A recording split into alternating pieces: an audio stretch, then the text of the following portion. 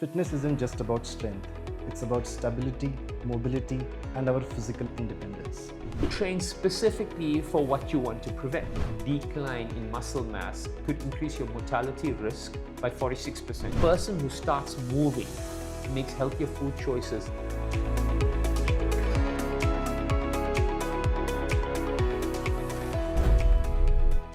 Welcome back to the Aging Matters. In the last segment, we have covered the importance of posture. Now let's talk about fitness. As we age, fitness isn't just about strength, it's about stability, mobility, and our physical independence. Today again, we have Shyamal Vallabhji with us, and together we are going to unpack how fitness is integral for our long-term stability, movement, and overall quality of life. Let's start. Shyamal, hello, welcome. Thank you so much, Vikram. Excited because this is one of my favorite subjects to talk about. 25 years of being a sports scientist. I've been looking into exercise for a very, very long time. So looking forward to delving deeper into it. Absolutely. So let's talk about fitness in the context of aging and how that relates to the aspects of stability, mobility as we age. So when you look at fitness, people often confuse why do we need fitness is the essential question. We need fitness so that we can maintain the structural integrity of our body to be able to do what we want to do. Right? Why is it vitally important? Well, because simply with every percentage of strength that you lose, your risk of mortality increases, your risk of injury increases, your risk of falling in aging populations increase quite significantly. Right. So why is it fundamentally important? One, it's to prevent certain risks which come on with aging. The certain thing is to bring about and to prevent the decline also of our body, of our posture, of our health, of every single thing. But fitness is such a detailed subject. There's so many aspects to it. And understanding and deconstructing these aspects that are best suited for your lifestyle is a science on itself. And maybe we can delve into that there. But what people don't fundamentally understand is that it's not something you can start at any time, but the earlier you start, the better you are. Right. Because of the memory in every single cell and every single tissue. Interesting. So, in terms of fitness, there is a lot of talk about how there is a muscle loss as we age, and it's said that muscle loss accelerates beyond the age of 50. So, what's exactly happening there, and what one needs to do about this? So, muscle loss happens because of a lack of resistance or lack of strength. So, strength training is the application of resistance to tissue. That is how tissue gets stronger. You apply gentle resistance to it, and as the tissue compensates for that resistance, it develops strength. Recovery is when you give that tissue some time to recover from the internal bleeding and internal trauma. Fibers will split, so that's how fibers multiply. Okay, you apply new resistance to it and it keeps growing. What happens with age is because we apply less and less resistance to that, we tend to lose muscle mass.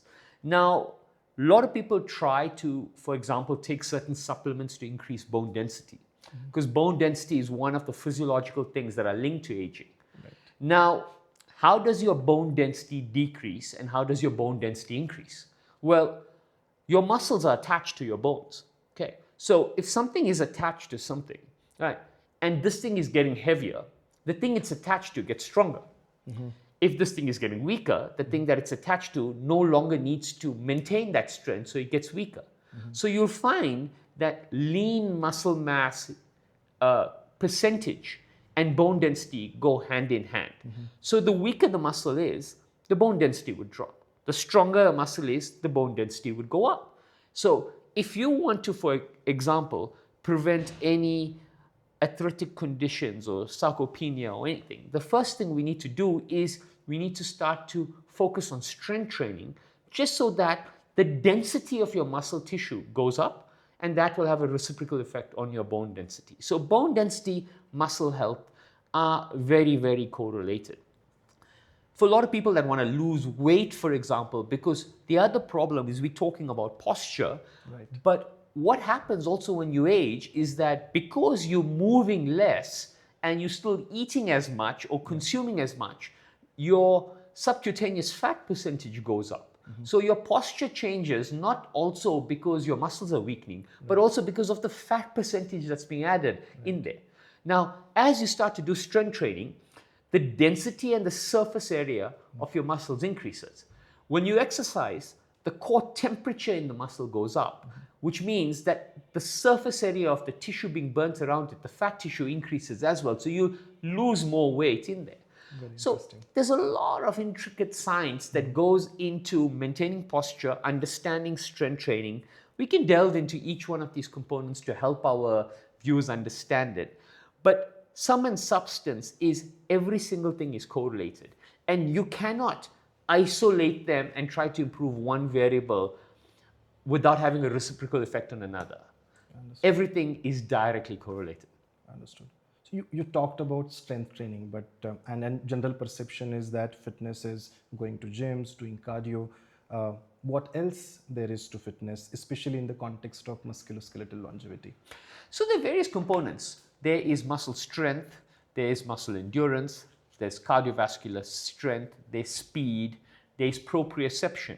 Proprioception is your ability to balance. We know that in aging populations, they fall very often down the stairs, and then a lot of the injuries they get are a reciprocal effect of falling down. So proprioception. Then you have something called agility. Agility is the ability to change direction rapidly, right? So sometimes you can get an injury just by turning your neck too fast, getting a hyperextension of the knee or a rotation-based injury in the knee.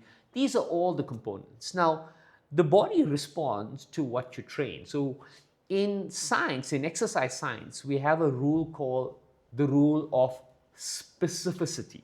I have to pronounce that well, which means that you can train specifically for what you want to prevent.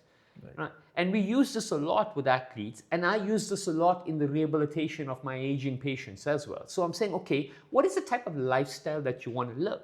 Right? And I start to bring in training methodologies that help them accommodate to that lifestyle. So if they're going to need to turn a lot, then I'll bring turning into it. If they're going to need to climb the stairs and go up and down the stairs, then we'll bring that into their training regime. Functional training. Functional training, very, very specific to the life that you want to live in there. The components are very, very specific, and certain components have better benefits than others. Right. So for example, you'll notice this, that as people get older, they have a tendency to want to do less anaerobic work, less speed work, less high intensity work. They'd rather sit on a bicycle for an hour, or they'd rather just go for a soft jog as opposed to doing a 100-meter sprint. Because it becomes significantly more difficult to do intensity-based work as you get older. You will exercise, but the intensity will drop. It's very, very important for us to have varied intensities in our training, because at each intensity level, the benefit on the body and the benefit on the tissue is completely different. Okay. And I tell people that based on the amount of time that you got, right, if you can start to engineer things in accordance with time and intensity, you'll be able to live a very, very healthy life. And I remember reading a story about a Japanese man who's well into his 90s right now, and he just has one exercise training routine that he does. He goes to a running track, okay, he warms up for 10 minutes, and he runs one 400-meter lap at the fastest speed that he can. That's it. And he's been doing the exact same thing for 75 years, and now he's 95. And I loved it because as he got older and older, the goal didn't shift. Run the same lap as fast as you can. So push the threshold, and that lap will take him a minute, minute and a half, 2 minutes as he's getting older, maybe 3-4 minutes right now. But the intensity that he's bringing to it, he's not trying to jog it. He's trying to run it as fast as he possibly can, right? And that's maintained his lifestyle in some shape and form. A lot of us get to the gym, but we drop the intensity. And the intensity is crucially important to lean muscle mass, to cardiovascular health, to blood circulation, to everything. Yeah.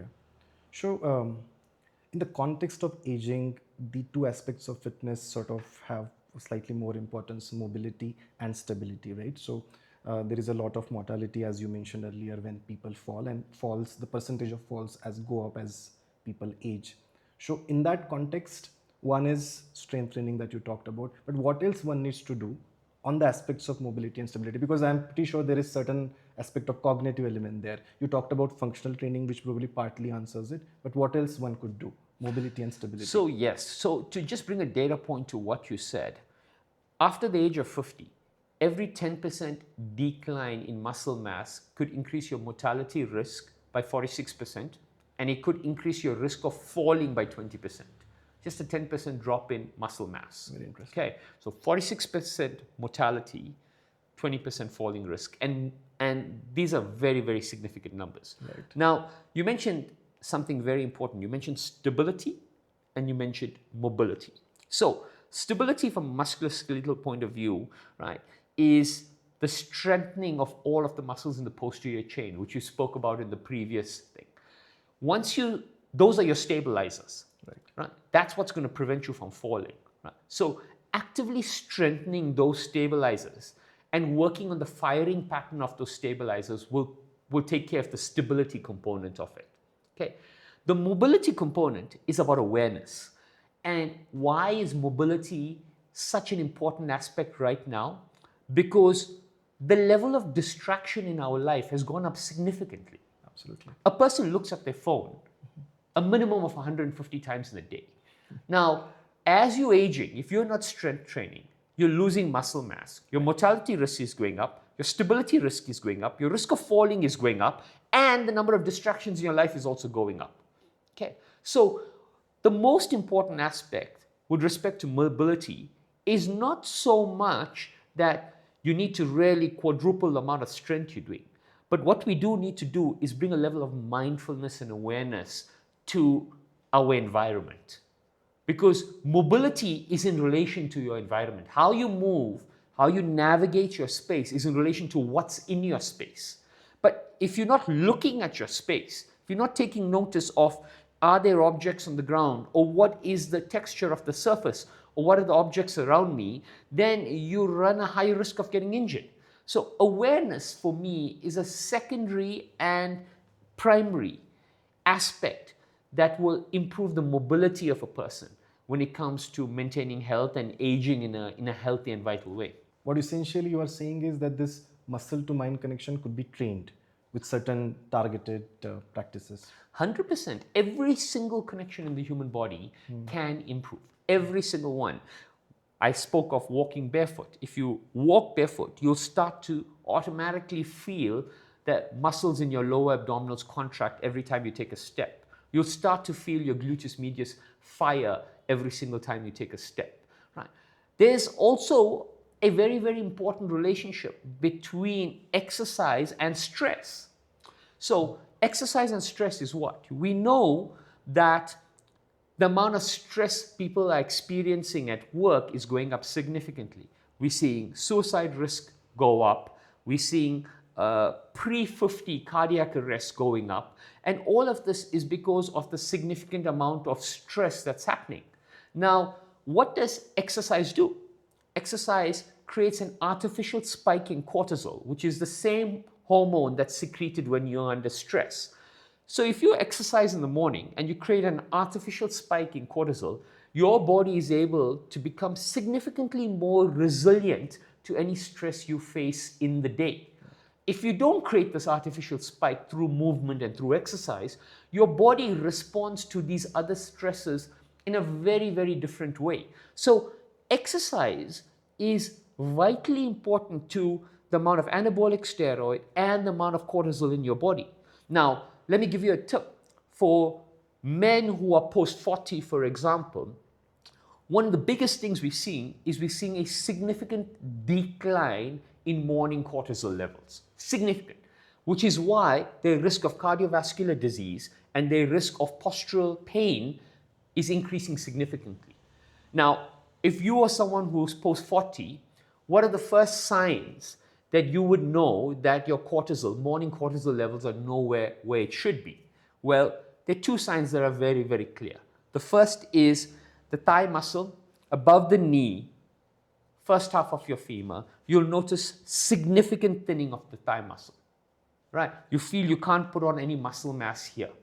The second thing is the gluteus medius and the gluteus maximus, the bum muscle, should be the biggest muscle in the body. You'll notice that that is completely flat, right? You need cortisol and anabolic steroid to develop these two muscles. If these two levels are not at where they should be, the first two very, very physical signs are thinning of the quadricep muscle, flattening of the bum or gluteus medius and gluteus maximus. If you have these two signs, it's a very, very important indication that we need to start to get our strength and our exercise going up, because after this here, you're going to get a lot of degenerative postural pain coming in. That's very clever tip. So you're saying like posture fitness also has a direct impact on your mind health, right? You mentioned that in the fitness journey, earlier you start, it is better. However, as things goes, there are a lot of people who might be in their 40s and 50s and who haven't been as active as they should have been. So for them, what's theirs and what they could do? Everything is a lifestyle, everything's a choice, everything's a mindset. So for example, be mindful. I tell people, okay, everything is a relationship. So for example, okay, I normally exercise in the morning. There's a day when I couldn't get to the gym, or perhaps I'm exercising in the afternoon and there's a time that because of work, I may not be able to get there. Okay. Then what you try to do is you modulate your food intake on the basis of your activity. Then start to look at your environment. Can I park my car a little further away so I get a little bit of walking? Can I take the stairs instead of the lift? So I'm climbing at least 20 flights of stairs during the day to get some sort of movement in there. Can I take certain calls or certain meetings while walking? How do I remind myself to hydrate? How do I remind myself to stand up every 20 minutes? These are simple choices you can make that would compensate for you not getting to a gym or not being able to exercise. And that's actually the secret, Vikram, is to try to bring lifestyle choices into your life in where you work, how you parent, how you show up at work, every single thing you're doing where movement becomes a part and parcel of your life. I'll give you one example. I live in Barcelona. I used to live in India, Mumbai, for almost 13 years. Much like you, I was an entrepreneur. I used to have these fitness trackers. I've been very big in the sports world. When I'm with my athletes on a sports team, the number of steps I would take in a day would be anywhere from 20 to 50,000, depending on the code of sport, and depending on the duration. When I was an entrepreneur working and leading a business, sometimes I would get to 9 p.m. I've not even crossed 1,000 steps. All right. I drove to my office, sat down at my desk the whole day. I moved to Spain and doing the exact same day, but just functionally going to the shop, getting things, dropping my son, picking him up, I would average 20 to 25,000 steps with ease without even realizing it. Now, what is the difference is how my lifestyle is engineered. Now I know that if we're in India, it's significantly difficult, which means we have to bring more mindful awareness to how am I getting movement in and what is the quality of that movement. Because you will not be able to get to the gym every single day. Right. So we have to figure out how to bring it into our lifestyle because it's integrally important. These small lifestyle changes are what are important, right? So, Shaimal, in the context of aging and fitness, is there any myth that you would like to sort of bust for our viewers? I mean, it's not really a myth. I think it's something that everyone knows. One is that it's never too late to start. Right? A lot of people feel like I have not been doing anything for a prolonged period of time. I don't know where to start. I don't know how to start. So the first thing is it's never too late to start. Right? If you want to start anywhere, first start with physical movement. Just start walking. Keep the bar as low as possible and never skip a day.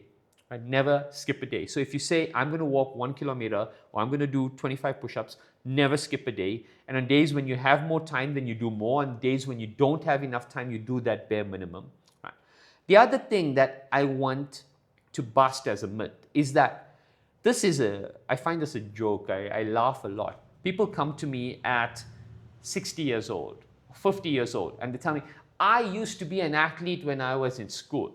I used to be a cricketer. I used to be a track and field runner. I'm saying, great. When was this? When I was 15 years old. 35 years ago, yes, you used to run. And you're still expecting the reciprocal effect of what you did 35 years ago, and you're questioning why I'm in pain now. And I'm telling people that, yes, that was good that you started there, but start to analyze the quality of your movement in microcycles. So what have I done in the last month? Because if you look at a macro cycle, like what you've done over the course of your life, you're getting a very disproportionate view about your relationship to movement and the quality of your health. But if you start to look at movement in microcycles, you're getting a more realistic view of how healthy you are. Right, right. Shamal, from your personal set of fitness practices, could you recommend us one which our viewers, whatever their age maybe, could sort of adopt? For me, the best exercise is grounding, taking off your shoes every single day for 30 minutes and walking barefoot. Pick different surfaces, sand, grass, stone, tarmac if you need to. Our feet have neuroreceptors at the bottom which stimulate almost every single aspect of our body, internal, external, cognitive as well. So just walking barefoot, right, will create a lot of neurological stimulation in there that will start to get various firing patterns moving. Second thing with grounding is, there's a very, very beautiful connection between the body and the earth, which gets severed when we wear shoes because those neuroreceptors are not connecting to the earth, we're not feeling anything.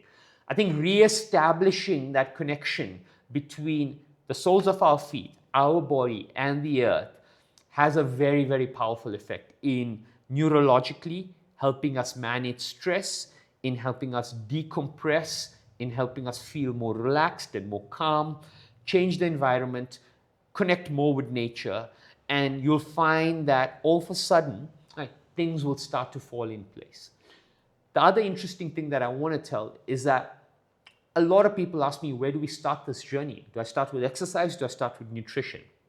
And in my personal experience, you can give a person a healthy meal, right? And they may choose to eat it or they may eat it, right? But I've noticed that a person who starts moving makes healthier food choices than the person who's only trying to chase their food choices without moving. Because when you start to move, you realize how difficult it is to burn 100 calories, right? And once you start to realize the amount of effort it takes to burn it, you're more mindful about what you put in your body, as opposed to just focusing on this here. So if there's a place to start with movement. Thanks, Shamal. So strength is truly the currency of healthy aging, and it's never too late to start building it. In the next segment, we discuss the unsung hero of longevity journey, that is recovery. It is as important as to bounce back as it is to sort of push forward. Stay tuned.